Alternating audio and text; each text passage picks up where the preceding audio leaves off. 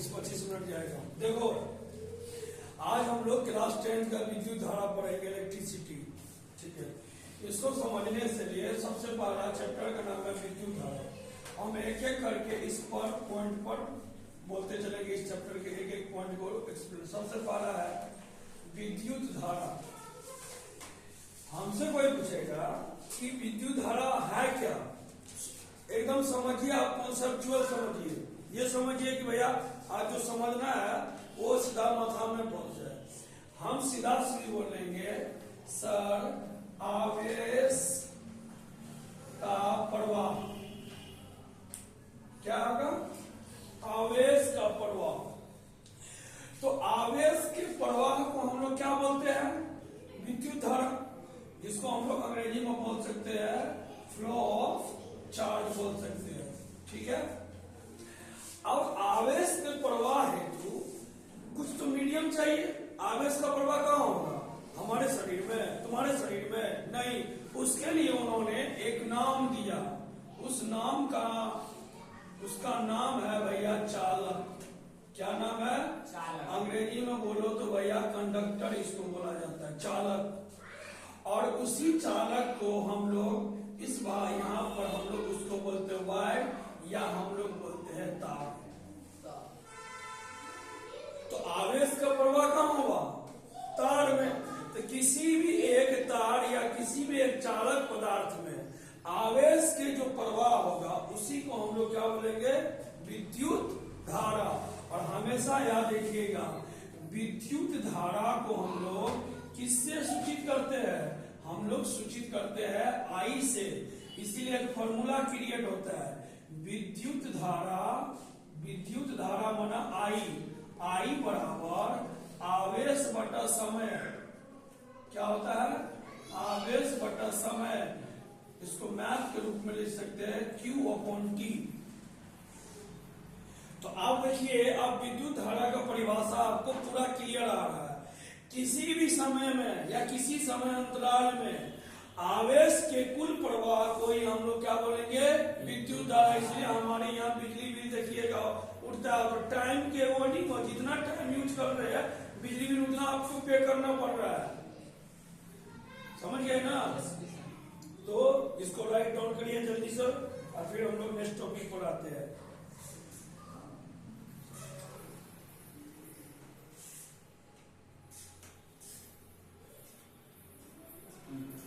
आशीष कुमार, गुलशन कुमार, शिवम कुमार, समझ में आया रे? Yes sir. फिर आप बोलना कि समझ में नहीं आया सर, कुछ हो गया सर, हो गया। और शिशवा को भी लिख दिया सर, इसमें कट कुट करना होता है।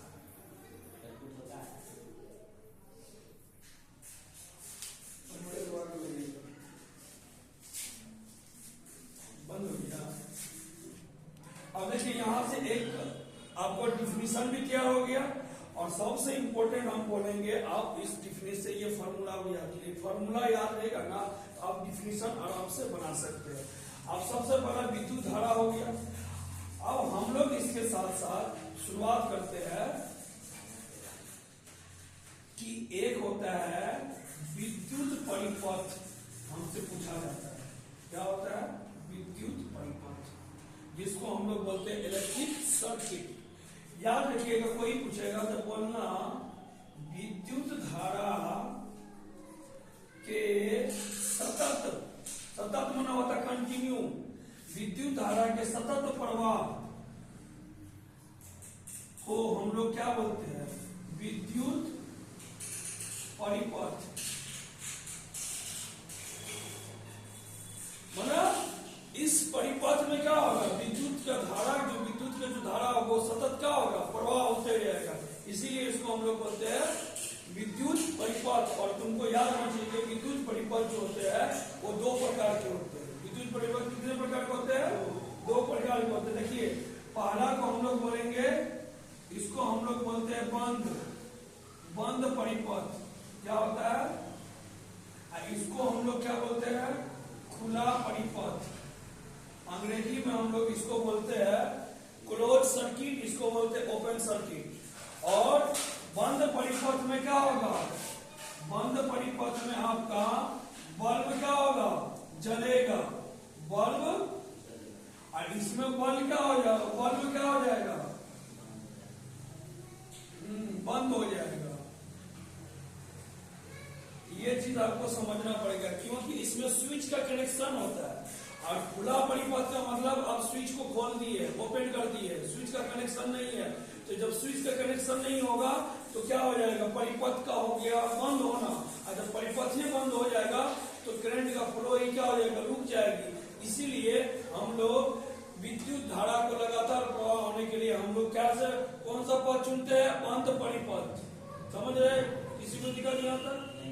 चलिए नेक्स्ट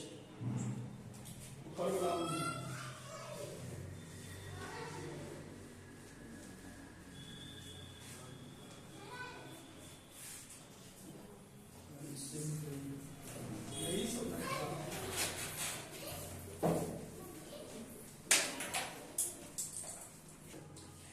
अब हम लोग सबसे इंपॉर्टेंट इसमें चीज पढ़ेंगे, ओम्स लॉ, ओम का नियम। क्या पढ़ेंगे हम लोग, ओम का नियम। मैट्रिक के लिहाज से सबसे इंपॉर्टेंट है, और इससे न्यूमेरिकल भी बनता है, हमें एक दो न्यूमेरिकल भी आपको बताए। ओम का नियम को यदि गणितीय रूप में हम पहले लिखे, किस रूप में, गणितीय रूप में, तो गणितीय रूप में क्या कहता है, आई बराबर क्या होता है, V अपॉन R, जहां पर आई क्या होता है, धारा, V को हम लोग बोलते हैं विभव, विद्युत विभव बोलते हैं, और R को हम लोग बोलते हैं प्रतिरोध। ठीक है, इसका SI मात्रा क्या होता है, ओम, इसका SI मात्रा वोल्ट, और इसका SI मात्रा क्या होता है, एम्पियर। ठीक है, ये चीज आपको समझ में आना चाहिए। अब हमको ओम का नियम को यदि हम मान लीजिए थ्योरिकल लिखना चाहेंगे तो क्या लिखेंगे, सीधा लिखेंगे, किसी चालक पदार्थ में, किसी चालक पदार्थ में विद्युत धारा का, विद्युत धारा का प्रवाह उस चालक में विद्यमान विद्युत विभव के समानुपाती होता है। अर्थात I directly proportional to V। इसका मतलब हो गया कि किसी भी चालक पदार्थ में धारा सीधे किस पर डिपेंड करेगा, वोल्टेज, या वोल्टेज किस पर, धारा पर। और डायरेक्टली प्रोपोर्शनल का मतलब है यदि आपको ज्यादा वोल्टेज चाहिए तो भैया करंट भी आपको क्या चाहिए, ज्यादा चाहिए। समझ रहे हो बात को? तो ये ओम्स का लॉ का हम, और यहाँ से 3 फॉर्मूला क्रिएट होता है। आई बराबर एगो तो हो गया V अपॉन R, फिर यहां से R एगो निकाल सकते हैं V अपॉन I, दूसरा फॉर्मूला, और V निकाल सकते हो I इंटू R, ये हो गया तीसरा फॉर्मूला। यही 3 रिलेशन जो है ओम्स के लॉ के अकॉर्डिंग बना सकते हैं आप। समझ रहे हो ना? किसी को दिक्कत, उतार दीजिए इसको।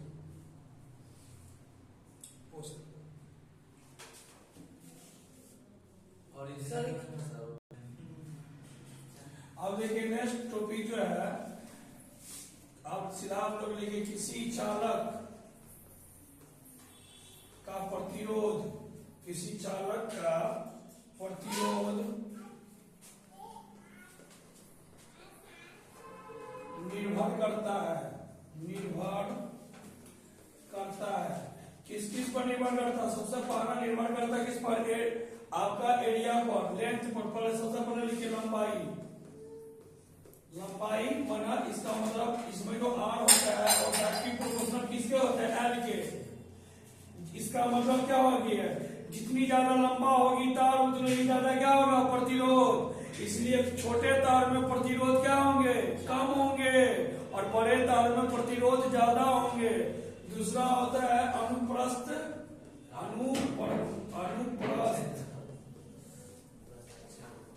काट के क्षेत्रफल, इसका मतलब समझिए, आप समझिए, अंग्रेजी में समझिए एरिया, इसका मतलब हो गया आर जो होता है, लेकिन ये जो होता है वो इनवर्सली प्रोपोर्शनल होता है। इसका मतलब ये समझिए कि यदि एरिया हम ज्यादा करें, एरिया ज्यादा मतलब तार आपका मोटा हो गया तो प्रतिरोध कम हो जाएगी, और पतला होगा तो प्रतिरोध ज्यादा, इसीलिए मोटा तार में प्रतिरोध क्या होगा, कम, और पतला तार में, इसलिए मोटा तार का यूज हम लोग वहां करते जहां पर हाई वोल्टेज की डिमांड, हाई करंट की डिमांड होती है, 25,000 11,000, और घर से हम लोग 220 वोल्ट लाते हैं, पतला तार का यूज करते हैं। तीसरा जो होता है वो किस पर डिपेंड करेगा, टेम्परेचर पर, यस, तापमान पर, तापमान पर भी ये क्या करता है, डिपेंड करता है। आप देखिए इस रिलेशन से एक फॉर्मूला आपका क्रिएट होगा, अभी समझिएगा। यहां से R बराबर हम लोग लिख सकते हैं, इसको देखिए, अब ये लिखेंगे ये दोनों फॉर्मूला से, R प्रोपोर्शनली क्या हो जाएगा, L/A, इसका मतलब L से डायरेक्टली और इससे इनवर्सली।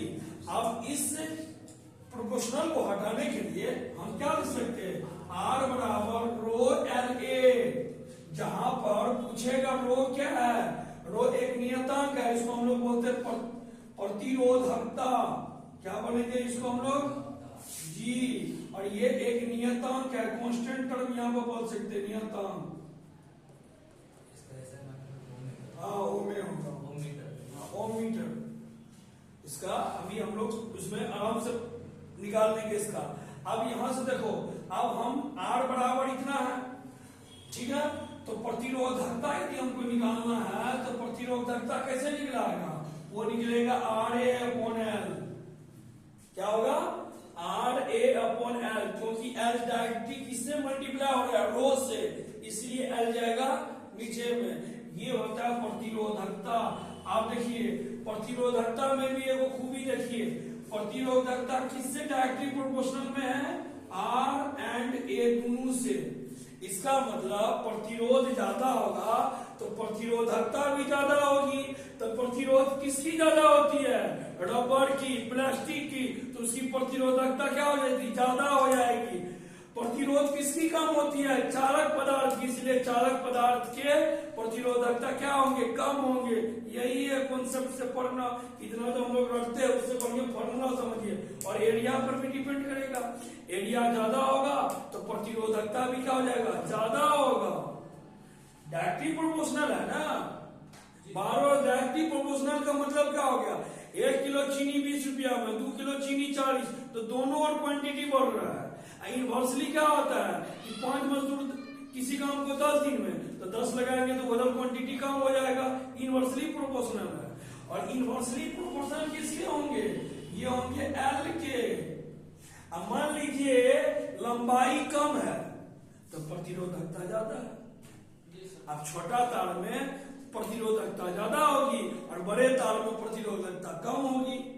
सिंपल बात है समझने को, समझ में आ गया, किसी को दिक्कत, ऐसा ऐसा यूनिट क्या हो जाएगा, ऐसा यूनिट देख लीजिए ना, ऐसा यूनिट यदि प्रतिरोधकता का बोले, आपको मान लीजिए याद नहीं है तो हम कहते हैं अभी पढ़ते, प्रतिरोध का क्या होता है, ओम, क्या होता है, ये है एरिया बटा लेंथ, एरिया को मीटर स्क्वायर में, लेंथ को मीटर में, मीटर से मीटर कट गया तो क्या हो जाएगा, ओम मीटर।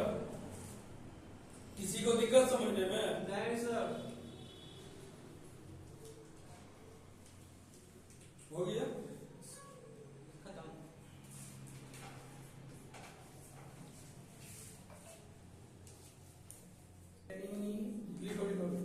श्रेणी क्रम समूहन, ठीक है। देखिए अभी हम लोग इसमें अब नेक्स्ट टॉपिक आप लोग पढ़ते हैं प्रतिरोध, इस सब का जो हम लोग सजाते हैं, मतलब समझ लीजिए कि आपको सीरीज में है कि मान लीजिए पैरेलल में है, तो उसको हम लोग यहाँ डिस्कस करने वाले हैं। सबसे पहला समूहन होता है श्रेणी क्रम।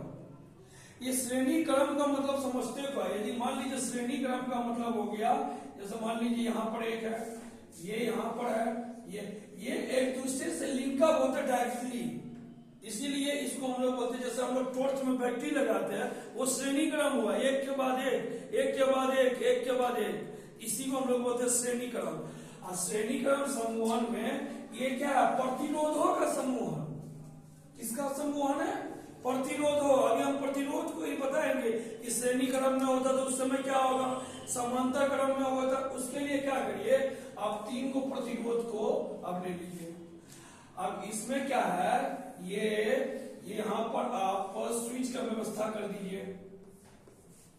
ठीक है, इसमें किसका फ्लो हो रहा है, तो भैया करंट का फ्लो करा दीजिए। भैया ये हो जाएगा R1, ये R2, ये R3। और भैया इस सब के बीच में भैया वोल्टेज भी तो चाहिए कि बिना वोल्टेज होगा, जहां करंट फ्लो होगा वोल्टेज होगा ही होगा।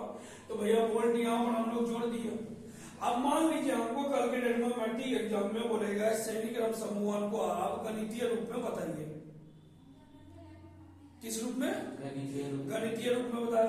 तो हम लोग पढ़े हैं ओम। देखिए यहाँ पर ओम्स का नियम आपको काम देगा। ऐसे लिखेंगे, हम जानते हैं, क्या बोलेंगे, हम जानते हैं कि V बराबर क्या होता है, IR। अभी पढ़ा है ओम्स लो, हमको बोलता है V बराबर होता है IR। इसको मान लीजिए क्वेश्चन नंबर 1।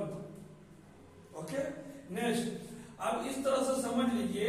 अब यहाँ पर मान लीजिए V1 है, यहाँ समझिए V2 है, यहाँ पर वोल्टेज समझिए V3 है। तो हम क्या करेंगे, एक बार V1 V2 V3 पूरे निकाल देते। तो V1 क्या हो जाएगा जी, IR1। V2 कितना हो जाएगा, IR2। V3 क्या हो जाएगा, IR3। ये सभी क्या है, विद्युत विभव, विभवांतर है। तो भैया ये भी तो विभव है, इसको लिखो। इस पूरे इक्वेशन को एक बना लीजिए आप 2 नंबर। समझ रहे बात को शॉर्ट में, ये पूरे इक्वेशन को समझिए 2। ये क्या है 1, ये भी V है, ये भी V। अतः हम लास्ट में लिखेंगे V बराबर V1 plus V2 plus V3। अब V का मान कितना है, IR। यहां पर क्या है, IR1 plus IR2 plus IR3 है ना जी। अब देखिए ध्यान से, इस सभी में I है। I यदि हम कॉमन लेंगे तो क्या लिखेंगे, R बराबर क्या लिखेंगे, R1 plus R2 plus R3 लिखेंगे। इसी R को यहाँ पर हम लोग लिखेंगे RS बराबर R1 plus R2 plus R3 plus dot dot dot. इसको हम लोग बोलते हैं समतुल्य प्रतिरोध। कौन सा प्रतिरोध, हाँ सम, इसको हम लोग बोलते हैं समतुल्य प्रतिरोध। इसी को श्रेणी क्रम में मैथमेटिकल वे में आप इस तरह से आराम से लिख सकते। बहुत सिंपल है। V का फॉर्मूला लगाइएगा, फिर V1 V2 V3 लगा दीजिए। उसके बाद V बराबर V1 प्लस V2 उसका वैल्यू पुट करिए। I दोनों साइड में है, I जाएगा। R बराबर बचे R1 plus R2 plus R3। इससे अब ये साबित होता है कि श्रेणी क्रम उसको बोलेंगे जिसमें एक प्रतिरोध दूसरे प्रतिरोध के ठीक आगे पीछे लगे हो। समझ गए, किसी को दिक्कत,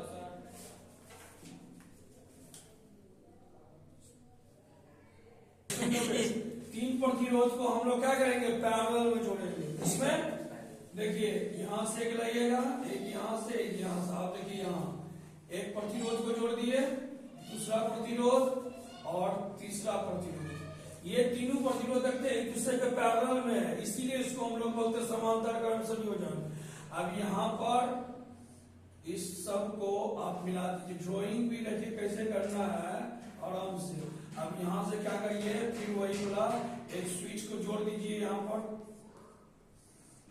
ठीक ना। और ये I धारा यहाँ पर रहेगा, ये R1, ये R2, ये हो गया R3।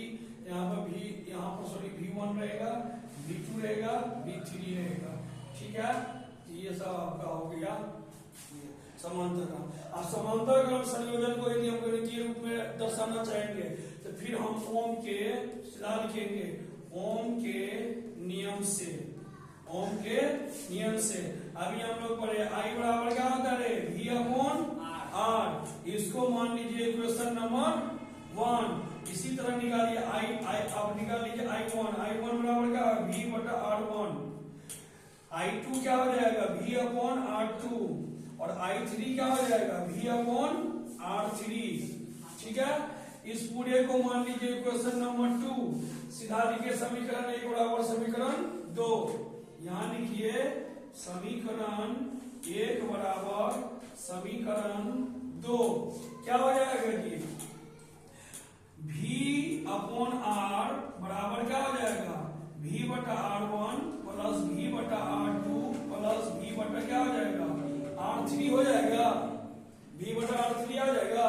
अब यहां से सीधा इसको ले आए यहाँ पर, तो क्या हो जाएगा, V अपॉन R बराबर V कॉमन ले लीजिए आप, 1 बटा R1 प्लस 1 बटा R2 प्लस 1 बटा R3, V से V कैंसिल। इसको मान लीजिए आप RP मानना है यहाँ पर, इसको क्या मानना है, RP, P for parallel, S for series, इसीलिए RS, ठीक ना। तो बराबर क्या हो जाएगा, 1 upon R1 plus 1 upon R2 plus 1 upon R3 plus dot dot dot. यही है समांतर क्रम संयोजन का गणितीय रूप। किसी को दिक्कत नहीं सर।